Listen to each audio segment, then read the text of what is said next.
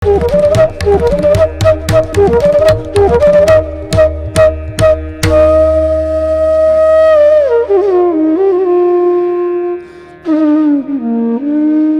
गुरुदेव ध्यान शंकराय नमः। प्रिय दर्शकों नमस्कार। ध्यान एस्ट्रोलॉजी के माध्यम से मैं ज्योतिष आचार्य जिगर पर एक बार फिर आप सबका स्वागत करता हूं। मैं बात करने वाला हूं श्रावण मास के बारे में।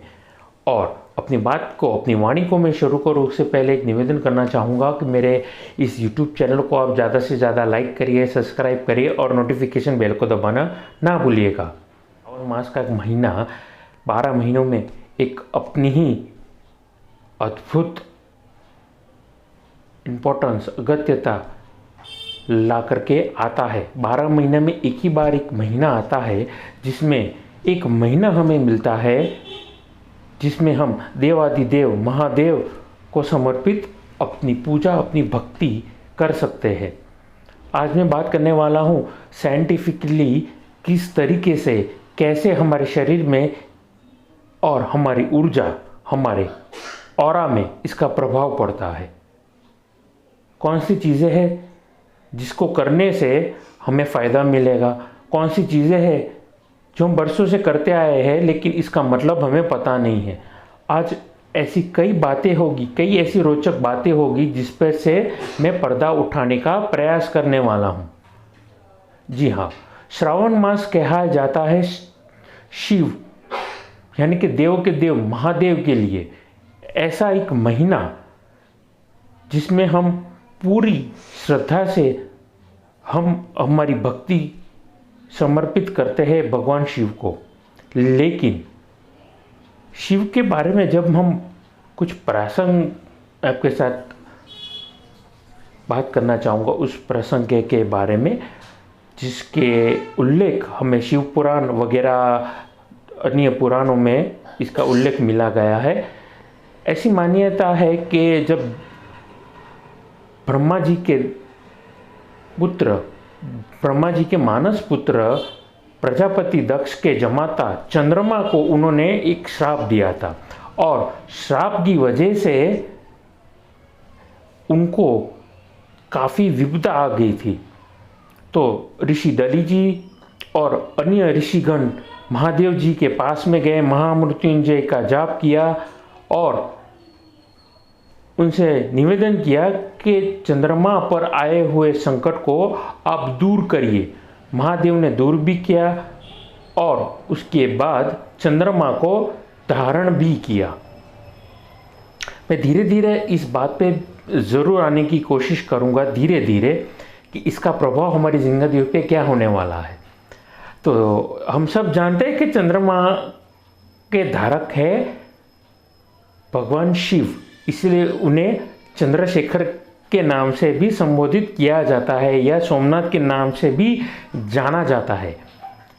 लेकिन चंद्रमा और शिव और कुंडली में चंद्रमा जब पीड़ित अवस्था में होता है, 6, 8, 12 में होता है, शनि की दृष्टि में होता है, शनि राहु केतु की दृष्टि में होता है, या चंद्रमा अकेला बैठा होता है, आगे पीछे कोई ग्रह नहीं होते, तो इसे हम केमेंद्रुम योग भी कहते हैं। अब केमेंद्रुम योग हो और पापी ग्रह की दृष्टि चंद्रमा पे हो तो ऐसे व्यक्ति का बिहेवियर, ऐसे व्यक्ति मानसिक रोगी भी कहे जाते हैं, या ऐसी मानसिक रोगों की व्यक्ति या ऐसे पेशेंट्स की अगर आप कुंडली देखेंगे तो चंद्रमा पीड़ित अवश्य हम पाते हैं। तो उसी प्रसंग पे मैं वापस जाते हुए अपनी बात को फिर से दोहराते हुए मैं शुरू करूँगा जहाँ से मैं रुका था। तो जैसा मैंने कहा कि प्रजापति दक्ष ने अपने जमाता चंद्रमा को कुछ कारणवश श्राप दिया था और उनकी पुत्री थी रोहिणी, जो कि 27 नक्षत्रों में एक है। रोहिणी के साथ उनका विवाह करवाया था। अब इसलिए उनके जमाता भी थे प्रजापति दक्ष के। अब महामृत्युंजय का जाप किया गया और अन्य ऋषिगण की प्रार्थना के बाद चंद्रमा को धारण किया। उस धारण करने के बाद चंद्रमा के जितने भी दोष थे वो सारे दोष महादेव जी ने अपने सर पे ले लिए थे। चंद्रमा को सारे दोष मिटा दिए थे, लेकिन चंद्रमा पे लगे हुए दाग नहीं मिटा पाए थे।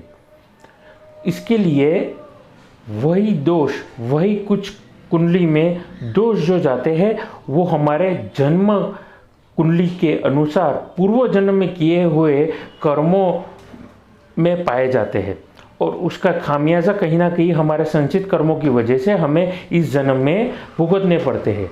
तो उसके उपाय स्वरूप हमें कहीं ना कहीं उसकी पूजा पाठ या दान पुण्य जब भी हम करते हैं तो उसके रिलेटेड अगर हम करेंगे तो ज़्यादा फायदा होगा।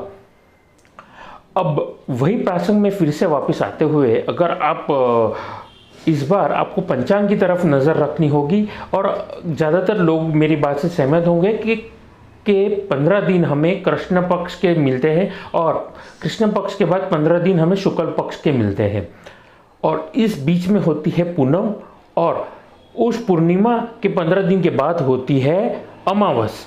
और यही कुछ चंद्रमा के साथ चलता आ रहा है। जब भी वो पृथ्वी और सूर्य के बीच में आती है तो ग्रहण भी लगता है राहु केतु के द्वारा, और उसके साथ साथ उन पे कहीं ना कहीं अमास की वजह से ग्रहण भी लगता है और ग्रहण भी होता है। और क्यों होता है ये सारी परिस्थिति, क्यों होती है? ज्योग्राफिकली हमें सब कुछ पता है, लेकिन चंद्रमा पे जो भी दोष लगते हैं वो कहीं ना कहीं, अगर हम प्रासंगों की तरफ फिर से जाए तो महादेव जी ने सारे दोष अपने पर ले लिए थे।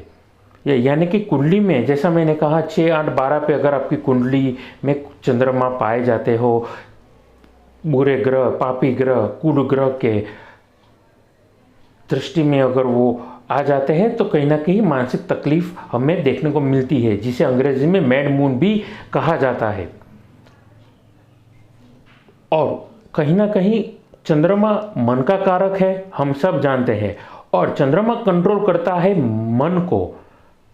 15 अगर आपको रिसर्च करना है तो कुछ ऐसे साइंटिफिकली रिसर्च करिए। आप कुंडली खोलिए किसी अपने प्रियजन की, अगर आपको पता है इसको तकलीफ हो रही है, साइकोलॉजिकल प्रॉब्लम है, सेल्फ कॉन्फिडेंस सूर्य पीड़ित अवस्था की वजह से अगर कमज़ोर है, तो अगर आप देखेंगे तो आप पाएंगे कि चंद्रमा अगर पीड़ित अवस्था में चल रहा है तो पूर्णिमा से लेकर के अमावस्या के 15 दिन कैसा बिहेवियर व्यक्ति करता है, और फिर अमावस के लेकर के पूनम के बाकी के 15 दिन कैसे वो बिहेव करता है। आपको तुरंत पता चल जाएगा कि शुक्ल पक्ष के 15 दिन अच्छे जाते हैं कि कृष्ण पक्ष के 15 दिन उस व्यक्ति के कैसे जाते हैं। और उसी के रिलेटेड चंद्रमा जैसे मन का कारक होता है, वो कहीं ना कहीं हमारे विचारों को वो कंट्रोल करता है। मन, विचार और विचारों से इंद्रियां कंट्रोल होती है। 6 इंद्रियां जिन्होंने काबू कर ली, वो इंसान मुक्ति की ओर चला जाता है। अब उस प्रसंग को वापस दोहराते हुए, चंद्रमा को धारण जरूर किया। वो किस जगह पे किया? पुराणों के अनुसार वो गुजरात में स्थित सोमनाथ समुद्र के किनारे, जहाँ पर एक महत्वपूर्ण ज्योतिर्लिंग स्थित है जिसे हम सोमनाथ भी कहते हैं। सोमनाथ एक ऐसी जगह है जहाँ पे चंद्रमा को धारण किया था महादेव ने। अगर आपको जब भी जीवन में मौका मिले, आप अगर वहाँ पर जाएंगे मंदिर सोमनाथ में, तो आप देखेंगे मंदिर के ऊपर, ऐसा कहा जाता है मंदिर के ठीक ऊपर की तरफ, ठीक आपके सीलिंग फैन के ऊपर, अगर आप सीलिंग की तरफ देखेंगे तो ऊपर सीलिंग फैन होगा। बिल्कुल वही सिचुएशन मंदिर के ऊपर आप देखेंगे तो चंद्रमा ठीक उसके ऊपर पाए जाएंगे। अब मैं साइंटिफिकली चंद्रमा किस तरह से हमारे मन को काबू में करता है या कंट्रोल करता है, वो समझाने की मैं कोशिश करता हूँ।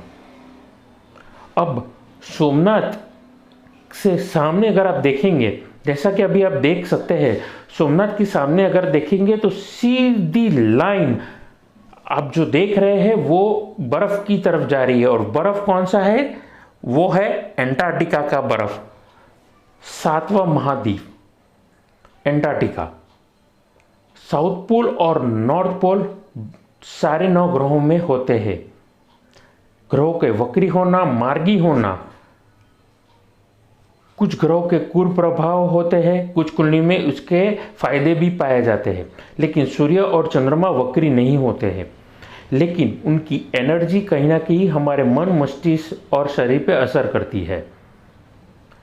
9 ग्रह पृथ्वी के अलावा जितने भी बाकी के 7 ग्रह हैं, जिसमें सूर्य, चंद्र, मंगल, शुक्र, बुध, गुरु, शनि, राहु और केतु, अगर आप अपने एटलास खोलेंगे, एक बुक होते हैं एटलास, जिसके बारे में हमने स्कूल में पढ़ाई किया है। लिथोस्फीयर, स्ट्रेटोस्फीयर और ओजोन लेयर के ऊपर एक जीरो ग्रेविटी जब शुरू होती है, तभी राहु केतु का अस्तित्व उस जगह पे माना गया है। उसके अलावा बाकी के बचे हुए इन 7 ग्रहों के बारे में ऐसा लिखा गया है ग्रंथों में। इसके वर्णन अब अलग अलग ग्रंथों में पढ़ के देख भी सकते हैं। इसके बारे में लिखा गया है कि सूर्य की ऊर्जा, सूर्य की रोशनी उन ग्रहों की तरफ जाती है, जाने के बाद फिर रिफ्लेक्ट होकर सूर्य की तरफ वापस आती है, और वो रिफ्लेक्टेड एनर्जी जब पृथ्वी की तरफ जाती है, उस टाइम के दरमियान एक सिंगल किरण या एक रोशनी को पहुंचते हुए सूर्य में से निकल के जो ट्रैवल डिस्टेंस होता है पृथ्वी की तरफ, उस डिस्टेंस को तकरीबन 8 मिनट 20 सेकंड लगते हैं। और वो एक सिंगल कलर में नहीं आती है, वो इंद्रधनुष के 7 कलर में आती है। और उसमें एक इम्पोर्टेंट कलर होता है वाइट कलर, जिसे हम ट्रांसपेरेंट कलर भी बोलते हैं, और वो आता है चंद्रमा से। चंद्रमा सीधा एंटार्क्टिका में कहीं ना कहीं अपना फोकस करता है रेस के द्वारा। कैसे? नॉर्थ पोल और साउथ पोल चंद्रमा भी है। जैसे विक्रम रोवर इसरो ने जब लैंड किया था, तो वो चंद्रमा के साउथ पोल में लैंड किया था, और माना जाता है चंद्रमा ठंडा ग्रह है नासा के अनुसार, जो ऑलरेडी हमारे ग्रंथों में इसके बारे में लिखा गया है। -230 डिग्रीज तक पहुंच जाता है टेम्परेचर। तो साउथ पोल और नॉर्थ पोल चंद्रमा के रेस जो पड़ते हैं पृथ्वी पर, वो सीधे कहीं ना कहीं एंटार्क्टिका में पड़ते हैं। और एंटार्क्टिका एक कॉमन कॉन्टिनेंट है, जिससे पानी 7 समुंदर, 7 महाद्वीप से जुड़ा हुआ है। 7 कॉन्टिनेंट्स और 7 ओशन से जुड़ा है एंटार्क्टिका, और वही पानी कहीं ना कहीं हम पीते हैं। समुद्र में भरती आना या ओथ आना, वो कहीं ना कहीं वही चीज़, म्यूजिकल माइंड, विवरिंग माइंड हमें देखने को मिला है। इसलिए मैंने कुछ देर पहले कहा कि कुंडली खोलिए। अगर आप किसी प्रियजन को जानते हैं जो व्यक्ति चंद्र पीड़ित है, तो आप ऑब्जर्व करिए कि कौन से दिन कृष्ण पक्ष के लेकर के पूनम तक, और उसी पूर्णिमा से लेकर के अमावस्या के 15 दिन, कौन से 15 दिन उनके अच्छे जाते हैं और कौन से 15 दिन उनके बुरे जाते हैं। आप खुद ही समझ जाएंगे। ऐसे व्यक्ति अगर सुन रहे हैं, तो उनको अलर्ट कब रहना है वो खुद तुरंत समझ जाएंगे। ऐसे व्यक्ति के लिए ऐसा कहा जाता है कि किसी व्यक्ति के लिए कि पूर्णिमा देखने उनके लिए खराब माना जाता है, अपशुभ माना जाता है, या अमावस्या में अगर वो बाहर निकलते हैं रात के समय, तो वो जो नेगेटिव किरणें होती है वो कहीं ना कहीं नेगेटिव इम्पैक्ट मन और मस्तिष्क पे पड़ती है, कहीं ना कहीं वो नेगेटिव इम्पैक्ट डालती है। तो चंद्रमा के धारक होते हैं महादेव। तो अगर चंद्रमा पीड़ित, ऐसे व्यक्ति जब भी चंद्रमा पीड़ित होते हैं, तो हम उनके चंद्रमा के उपाय करने को कहते हैं योग्य ज्योतिष, योग्य ब्राह्मण के पास जाकर के चंद्रमा के जाप करवाना, चंद्रमा के दान करवाना, या परिस्थिति के अनुसार हर विद्वान ज्योतिष वो उसके उपाय देता है। अभी उदाहरण के तौर पे जैसा कि आप देख सकते हैं, ये चंद्रमा पीड़ित कुंडली है। चंद्रमा पीड़ित ही नहीं है, यहाँ पे देख सकते हैं केंद्रुम योग के साथ साथ यहाँ पे 2 ग्रह के अलावा पापी ग्रह की दृष्टि, सप्तम दृष्टि चंद्रमा पे जा रही है। जहाँ पे चंद्रमा है उसके ठीक सामने अगर आप सातवीं दृष्टि देखेंगे तो 2 ग्रह से ज़्यादा पड़ रही है। इस पीड़ित अवस्था की व्यक्ति साइकोलॉजिकल प्रॉब्लम वगैरह से गुजर रही है। तो ये सारे प्रासंग मैं इसलिए बता रहा हूँ कि इसके अलावा ये सारे सॉल्यूशन महादेव के पास है, देव के देव महादेव। तो आप बेलपत्र के साथ धतूरा, दूध, अब दूध कितनी क्वांटिटी में ले, दूध जितनी हो सके उतनी मिनिमम क्वांटिटी में आपको लेना है। आपको नहीं पता है कि आपको क्या करना है तो चांदी के बर्तन में इतने से छोटे से ग्लास में भी इतना भी दूध लेंगे, तकरीबन 50 ml, मैं समझता हूँ 50 से थोड़ा अगर ज़्यादा होगा तो भी इनफ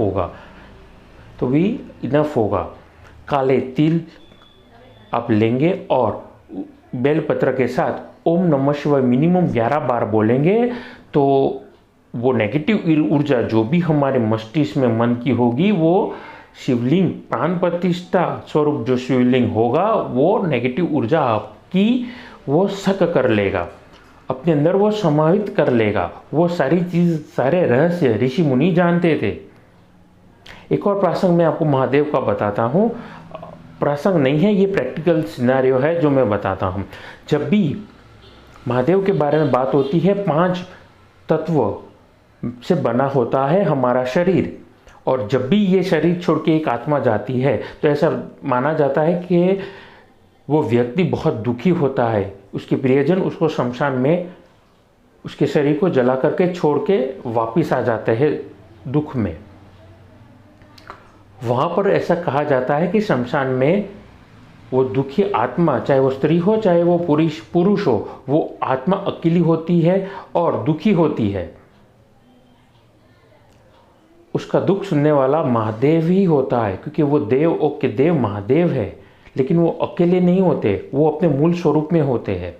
अगर आपने गौर से ऑब्जर्व किया है, देखा है, तो शमशान एक ऐसी अकेली जगह है और महादेव एक ऐसे देव है जहाँ पे मूल स्वरूप में वो बैठे हैं। क्यों बैठे हैं? क्योंकि जिस व्यक्ति ने अपना शरीर खोया है, अपना घर परिवार प्रियजन को खोया है, उसका दुख कम करने की कोशिश कर रहे हैं महादेव।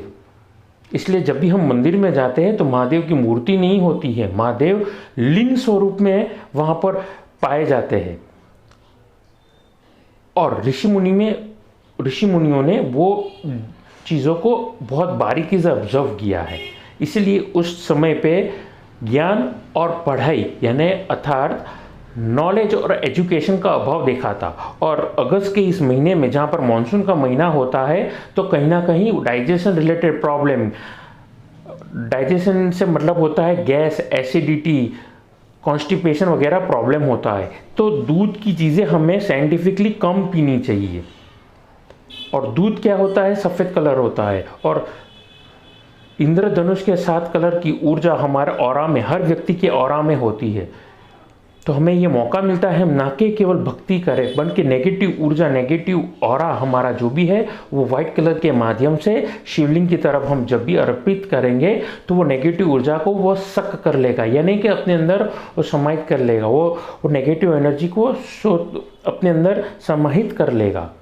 और अगर ज़्यादा दूध आपके पास पड़ा हो और आपको दान ही करना हो तो मंदिर के आसपास किसी गरीब व्यक्ति को आप दान कर सकते हैं।